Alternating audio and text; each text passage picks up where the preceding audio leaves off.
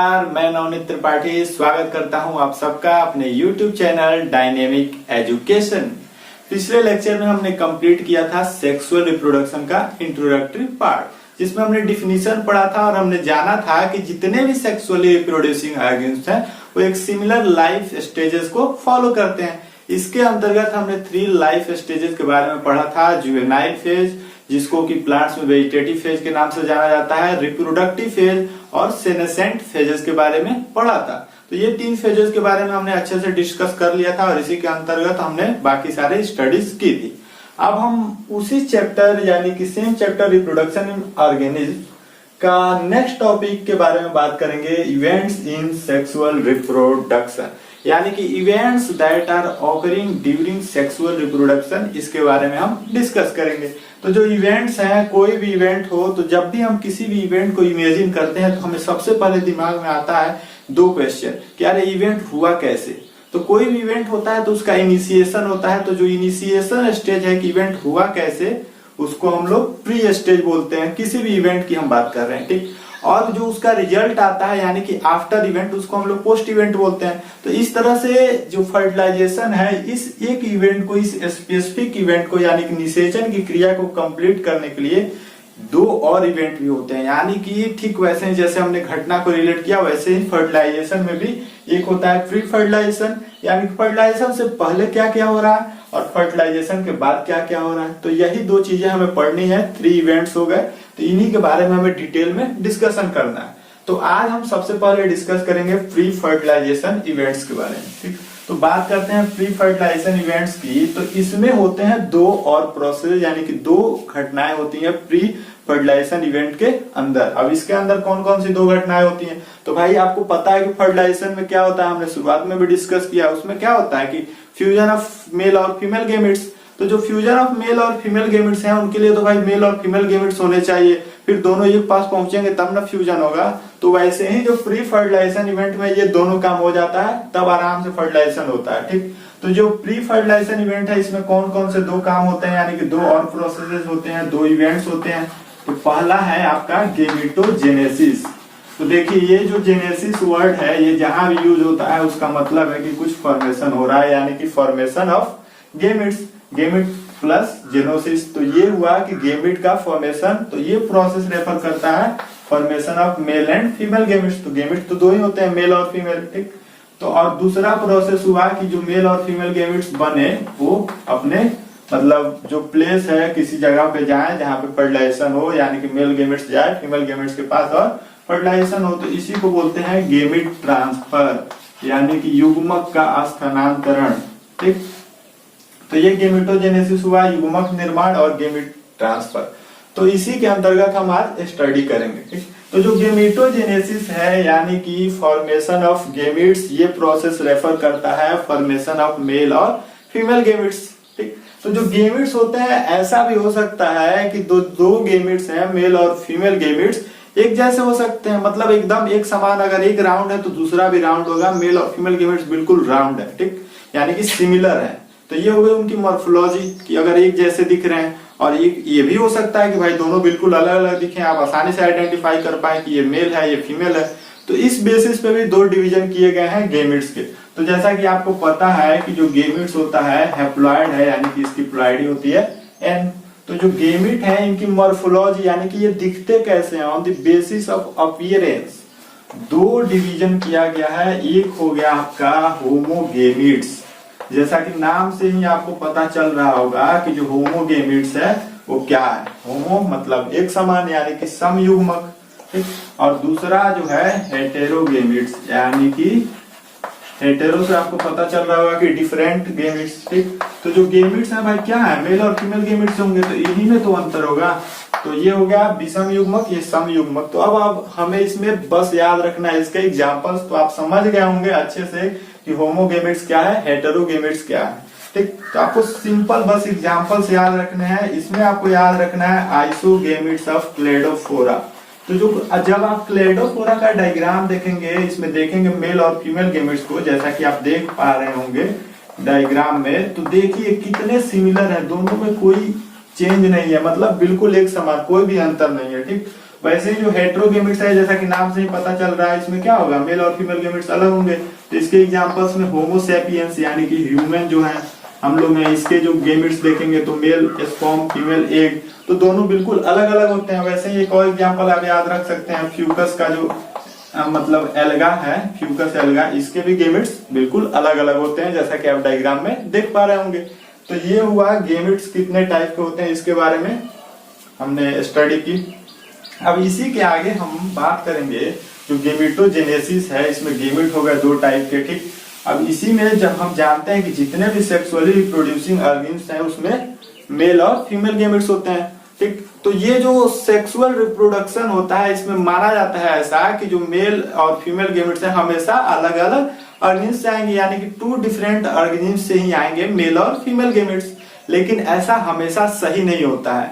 अब हम पढ़ेंगे कि जो सेल्फ फर्टिलाइजेशन है, अगले चैप्टर में हम पढ़ेंगे कि जो सेल्फ फर्टिलाइजेशन है उसमें क्या होता है कि मेल और फीमेल गेमेट्स मतलब आपस में ही कर लेते हैं। तो कुछ ऐसे भी जीव हैं, चाहे वो प्लांट्स में भी हैं, एनिमल्स में भी हैं, कि उनमें क्या होता है कि मेल और फीमेल गेमेट्स एक ही जीव में पाई जाती हैं, यानी कि एक ही ऑर्गेनिज्म के अंदर मेल और फीमेल गेमेट्स दोनों स्ट्रक्चर होते हैं। तो इस बेसिस पे भी बहुत सारे टर्मिनोलॉजी आ जाते हैं। तो हम पहले पढ़ेंगे टर्मिनोलॉजी को, जितने भी टर्म्स हैं जो मेल और फीमेल गेमेट्स को रिप्रेजेंट करते हैं, अगर एक ही जीव में है, अलग अलग जीव में है, उनको हम अच्छे से समझ लेंगे, फिर बस एग्जाम्पल्स हमें पढ़ना होगा, ठीक। तो देखिए जो बोर्ड एग्जाम होता है उसमें क्या होता है कि जितने भी टर्मिनोलॉजी है उनके डिफिनीशन, उनके कंसेप्ट क्या है, ये मतलब अगर अच्छे से समझेंगे, डिफिनीशन आप याद रखेंगे तो आसानी से बोर्ड एग्जाम से आप अच्छे मार्क्स ला लेंगे।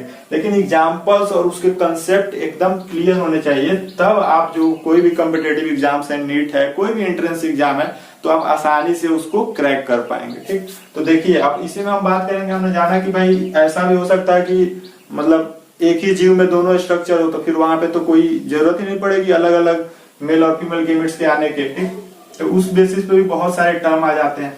अब उसी को हमें पढ़ना है, बस हमें पहले टर्म पढ़ना है, फिर एग्जाम्पल पढ़ेंगे, ठीक। तो पहला टर्म आता है बाइसेक्सुअल, इसको हम समझेंगे कि ये क्या होता है। दूसरा हो गया आपका यूनिसेक्सुअल। बाइसेक्सुअल को उभयलिंगी बोला जाता है, यूनिसेक्सुअल को एकलिंगी बोला जाता है, ठीक। तो देखिए जैसा कि आपको नाम से लग रहा है बाइसेक्सुअल, यानी कि दो, बाई मतलब होता है 2, ठीक। सेक्सुअल मतलब आप समझ ही रहे होंगे, ठीक। तो जो 2 यानी कि दोनों मेल और फीमेल गेमेट्स जो है, यानी कि मेल और फीमेल गेमेट्स जो स्ट्रक्चर है, मेल और फीमेल स्ट्रक्चर, यानी कि नर और मादा युग्मक की जो संरचनाएं हैं एक ही जीव के अंदर पाई जा रही है, ठीक। तो चाहे वो प्लांट्स भी हो सकते हैं, एनिमल्स भी हो सकते हैं। तो पहले हमें बस टर्म्स पढ़ना है। तो क्या हुआ कि 2 का मतलब हुआ कि कहने मतलब यह है कि जो मेल एंड फीमेल स्ट्रक्चर है, ठीक, एक ही जीव के अंदर पाई जा रही है, चाहे वेदर इट में भी प्लांट्स और एनिमल, ठीक। तो ये हो गया आपका इसका डिफिनेशन, ठीक। और यूनिसेक्सुअल का मतलब हुआ कि आइदर मेल और फीमेल, यानी कि कोई एक ही स्ट्रक्चर, या तो मेल स्ट्रक्चर पाया जा रहा है या फीमेल स्ट्रक्चर पाया जा रहा है। तो ऐसा आप एकदम कॉमन है भाई, हम लोग के अंदर या तो मेल होगी या तो फीमेल होगी, ठीक। तो ये सब एग्जांपल्स तो हम आगे पढ़ेंगे ही। तो ये हुआ टर्मिनोलॉजी। अब इसके अंदर भी बहुत सारे टर्म्स आते हैं। अब जैसे ये बाइसेक्सुअल है, इसके लिए और भी बहुत सारे टर्म्स यूज किए जाते हैं प्लांट्स में, एनिमल्स में। तो इसको याद रखने के लिए हम एक ट्रिक बता रहे हैं, HBM, ठीक। तो जो HBM है इससे आप कैसे कोरिलेट करेंगे ये हम बताएंगे। देखिए इसके लिए आप याद रखिए हमारी बहन मायावती, ठीक। इसको आप हमेशा याद रखेंगे, कभी भूल ही नहीं पाएंगे। तो B से आपका हो गया बाइसेक्सुअल, H से हो गया आपका होमोथैलस और M से मोनोसियस। मोनोसियस टर्म यूज किया जाता है फ्लावरिंग प्लांट्स वगैरह के लिए। तो ये मोनोसियस टर्म भी आता है, इसका मतलब ये होता है बाइसेक्सुअल। यानी कि मोनोसियस के बारे में कोई पूछे तो इसका मतलब है कि मेल और फीमेल स्ट्रक्चर्स एक ही जीव, एक ही प्लांट और फ्लावरिंग प्लांट्स के अंदर पाए जा रहे हैं। होमोथैलस का भी मतलब वही हुआ, यानी कि होमोथैलिक, बाइसेक्सुअल और मोनोसियस, ये तीनों टर्म एक हैं, ठीक। वैसे ही जो यूनिसेक्सुअल है इसके लिए भी और 2 टर्म यूज किए जाते हैं। तो इसके लिए आपको याद रखना है HDU। यू से आपका यूनिसेक्सुअल, और यूनिसेक्सुअल के यूज किया जाता है डायसियस और हेटेरोथैलिक, यानी कि ये आपको पता ही है, हेटेरोथैलिक, डायसियस, यानी कि दोनों भाई अलग अलग जीव पे पाए जा रहे हैं, अलग अलग ऑर्गेनिज्म पे पाए जा रहे हैं। तो ये सब टर्म्स जो हुए कि जो रिलेटेड हैं कि भाई ऐसा हो सकता है कि 2 अलग अलग जगह से आए या एक ही जीव के अंदर संरचनाएं पाई जा रही है, तो इस बेसिस पे भी ये सब टर्म है। तो बाइसेक्सुअल, यूनिसेक्सुअल हम समझ पा रहे होंगे कि आप अच्छे से समझ गए होंगे। तो ये आपको अच्छे से कंठस्थ होना चाहिए, एकदम कोई इसमें लेकिन नहीं होना चाहिए इस टर्म को समझने में। ठीक, जब आप टर्म समझ गए तो अब आपको कितने भी एग्जाम्पल्स हो आप आसानी से याद कर सकते हैं। नहीं तो अगर एग्जाम्पल्स और टर्म एक साथ पढ़ते हैं तो बहुत सारे केसेस में मतलब अंडरस्टूड नहीं कर पाते हैं बच्चे, तो दिक्कत होता है। तो इसलिए ये टर्म्स आप समझ गए, बाइसेक्सुअल क्या होता है, यूनिसेक्सुअल क्या होता है। अब हम एग्जाम्पल्स के बारे में पढ़ें। अब हमने जितने भी टर्म्स थे उसको अच्छे से समझ लिया है। ठीक, अब हम बात करेंगे कि फ्लावरिंग प्लांट्स में ये जो टर्म हमने जाना था मोनोसियस डायसियस, आप समझ चुके हैं कि जो मोनोसियस उसमें क्या होता है, मेल और फीमेल स्ट्रक्चर दोनों रहेंगे, डायसियस में दोनों अलग अलग होंगे। ठीक, तो इसमें एग्जाम्पल्स क्या क्या है आपको बस ये याद रखना है, कुकुरबिट्स और कोकोनट। ठीक, डायसियस में आपको एग्जाम्पल रखना है याद, पपाया, डेट पाम, ये आपको एग्जाम्पल्स याद रखना है। डायसियस के लिए और कौन सा टर्म यूज किया जाता है, HBM। ठीक, और HDU डायसियस के लिए यूज किया जाता है। HDU से आप क्या समझे, यूनिसेक्सुअल टर्म यूज किया जाता है डायसियस के लिए। तो ये हो गया, और मोनोसियस के लिए HBM यानी कि बाइसेक्सुअल टर्म भी यूज किया जाता है। तो ये सब एग्जाम्पल्स आपको याद रखने हैं। फ्लावरिंग प्लांट में अगर फ्लावर यूनिसेक्सुअल है यानी कि मेल और फीमेल स्ट्रक्चर अलग अलग है, तो उसमें जो मेल पार्ट होगा उसका इसके लिए टर्म यूज किया जाता है स्टेमिनेट, जिसमें स्टेमन्स होते हैं, और फीमेल के लिए यूज किया जाता है पिस्टिलेट, जिसमें पिस्टिल होते हैं। ठीक, तो अब इसमें नोट यानी कि स्पेशल पॉइंट, जो इंपॉर्टेंट पॉइंट है उसमें आपको समझना है कैरा। कैरा एक मोनोसियस प्लांट है। तो इसमें क्या होता है कि जो मोनोसियस प्लांट है इसमें बहुत सारे क्वेश्चन अभी तक पूछे जा चुके हैं बहुत सारे एग्जाम्स में। तो इसमें आपको डायग्राम आप देख पा रहे हैं, तो उसमें देखेंगे कि जो मेल स्ट्रक्चर कहाँ है उसका लोकेशन कहाँ है, फीमेल स्ट्रक्चर कहाँ है उसका लोकेशन कहाँ है, ये आपको अच्छे से समझना है इसमें। ठीक, तो इसमें लोकेशन में हमेशा कंफ्यूजन होता है कि मेल ऊपर है कि फीमेल ऊपर है। इसके लिए हम एक ट्रिक बता रहे हैं, उसको आपको हमेशा याद रखना है। कैरा के लिए आप एक ट्रिक याद रखिए, नोगा। ठीक, नोगा से आप समझेंगे कि जो नोक्यूल होता है इसको बोला जाता है उगोनियम। ये जिस सीक्वेंस में होता है, ये ट्रिक बता रहे हैं, इसी सीक्वेंस में होता है आपका जो एग्जाम्पल्स, मतलब जो स्ट्रक्चर है मेल और फीमेल स्ट्रक्चर। ठीक, तो नोगा से आपको याद रखना है कैरा में कि जो नोक्यूल होता है, उगोनियम होता है, नोक्यूल लाइक स्ट्रक्चर होता है, ये होता है फीमेल स्ट्रक्चर। ठीक, उगोनियम को फीमेल स्ट्रक्चर बोला जाता है। जो उगोनियम है आपका, ये नोक्यूल है, और ये ग्लोब्यूल शेप्ड होता है एंथ्रेडियम, जो मेल स्ट्रक्चर है। ठीक, तो ये कैरा में बहुत ज्यादा इंपॉर्टेंट है कि मेल स्ट्रक्चर कहाँ होता है, फीमेल स्ट्रक्चर कहाँ होती है। तो कैरा के एक ही प्लांट में दोनों स्ट्रक्चर होते हैं। अब उसमें भी पूछा जाता है कि मेल स्ट्रक्चर कहाँ है, ऊपर है कि नीचे है, तो उसके लिए आपको सिंपल ये ट्रिक याद रखना है, नोगा। इससे आप नाम भी याद रख सकते हैं, और यही सीरीज में होता है उसमें स्ट्रक्चर, यानी कि ऊपर होता है आपका फीमेल और नीचे होता है आपका मेल। तो ये एंथ्रेडियम ग्लोब्यूल सेप्ट होता है, उगोनियम नोक्यूल सेप्ट होता है। तो इसको आपको याद रखना है, यही ट्रिक से आप आसानी से कैरा के बारे में सारे इंफॉर्मेशन पता कर सकते हैं। अब एक और इम्पोर्टेंट पॉइंट है मार्केंसिया, जो कि डायसियस प्लांट है, मतलब डायसियस मार्केंसिया को आपको याद रखना है। तो मार्केंसिया डायसियस है, इसमें क्या होता है कि मार्केंसिया में आप देखेंगे, डायग्राम देख पा रहे होंगे आप, तो इसमें देखिएगा आप, तो जो मेल स्ट्रक्चर है भाई अलग है, फीमेल स्ट्रक्चर के लिए अलग है। तो इसमें भी स्ट्रक्चर पूछ देता है, डायग्राम देखे कि कौन मेल सा है कौन फीमेल होता है। तो इसके लिए भी आप मतलब एक को रिलेट कीजिएगा, जो फीमेल होती है सच धज के एकदम अच्छे से मतलब अरेंज्ड वे में होती है, और जो फीमेल में आप देख पा रहे होंगे, मेल में डायग्राम देख पा रहे होंगे, जो उसका एंथ्रीडियोफोर होगा वो मतलब अच्छे से अरेंज नहीं, एकदम इरेगुलर अरेंज है, और फीमेल में वही आर्चिगोनियोफोर है उसका, जो वो अच्छे से अरेंज है। तो इससे आप रिलेट करके याद रख सकते हैं हमेशा के लिए। तो ये थे फ्लावरिंग प्लांट से रिलेटेड सारे इंफॉर्मेशन। ठीक, कि इसमें मेल पार्ट को क्या बोला जाता है, फीमेल पार्ट को क्या बोला जाता है, इसमें मोनोसियस के क्या एग्जांपल्स हैं, डायोसियस के क्या एग्जांपल्स हैं। फिर हमने स्पेशल पॉइंट में कैरा और मार्केंसिया के बारे में बहुत अच्छे से पढ़ा, क्योंकि ये बहुत सारे एग्जाम्स में पूछे जाते हैं। डायग्राम देके आपको पूछ लेगा कि कौन इसमें मेल पार्ट है, कौन इसमें फीमेल पार्ट है। ठीक, अब हम बात करते हैं एनिमल्स की। इसमें जो यूनिसेक्सुअल बाइसेक्सुअलिटी होता है उसके एग्जांपल्स क्या क्या हैं। तो बाइसेक्सुअल में आपको पता ही है क्या होता है, मेल और फीमेल स्ट्रक्चर दोनों प्रेजेंट रहेंगे। यूनिसेक्सुअल में क्या होता है, मेल और फीमेल स्ट्रक्चर दोनों अलग अलग रहेंगे। तो इसके बस आपको एग्जांपल्स याद रखने हैं। इसमें आपको बाइसेक्सुअल के एग्जांपल्स हो गए अर्थवर्म, स्पॉन्जी, टेपवर्म और लीच। ठीक, तो ये एग्जांपल्स आपको बाइसेक्सुअल में याद रखना है अच्छे से। और इसमें के क्या क्या टर्म होते हैं एचबीएम से हमने रिलेट करके, अर्थों में टेपोम और लीच। बाइसेक्सुअल में कौन कौन से होते हैं एचबीएम यानी कि हमारी बहन मायावती से हमने रिलेट करके अच्छे से आपको समझा दिया है। यूनिसेक्सुअल में होता है कॉकरोच हो गया, ठीक, ये सब एग्जांपल्स हैं। ह्यूमन हो गए,